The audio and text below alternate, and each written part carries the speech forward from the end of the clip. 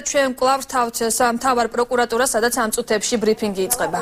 წოდებული ყვითელი მიკროავტობუსების კომპანიები, რომლებსაც პარტიის ანგარიშიდან გადაერიცხათ მხოლოდ მძღოლების შრომის საფასური 39,900 ლარი.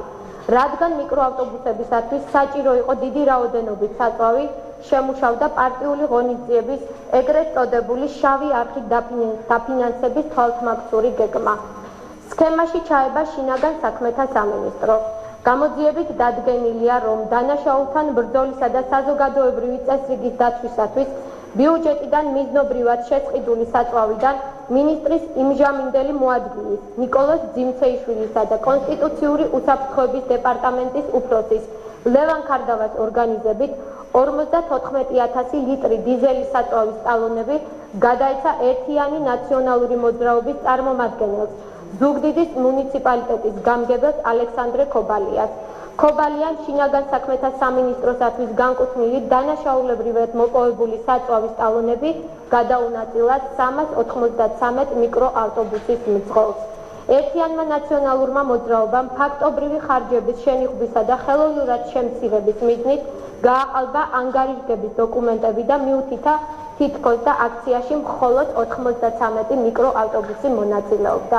აღნიშნული დანაშაული ითვალისწინებს 7-დან 11 წლამდე თავისუფლების აღკვეთას. გამოძიებისას გამოიკვეთა ერთიანი ნაციონალური მოძრაობის უკანონო წარმომავლობის თანხების დაფინანსების რამდენიმე სხვა ფაქტიც. გამოძიებით დადგენილია, რომ 2012 წლის 23 სექტემბერს ქალაქ ზუგდიდში ერთიანი ნაციონალური მოძრაობის აქციის ორგანიზებისათვის საჭირო სატრანსპორტო ხარჯები 120,000 ლარი ფარულად საფინანსო დეკლარაციაში ყოველგვარი ასახვის გარეშე თბილისის მერის მოადგილე დავით ალავიძემ გადაიხადა, რაც მოქალაქეთა პოლიტიკური გაერთიანების შესახებ საქართველოს ორგანული კანონის შესაბამისად წარმოადგენს პარტიის სასარგებლოდ განხორციელებულ უკანონო შემოწირულობას. შესაბამისად, სათანადო მასალები გადაეგზავნება სახელმწიფო აუდიტის სამსახურს შემდგომი რეაგირებისათვის. საქმეზე ამჟამად მიმდინარეობს გამოძიება და დამატებით დეტალებს საქართველოს მთავარი პროკურატურა გაასაჯაროებს. მადლობა.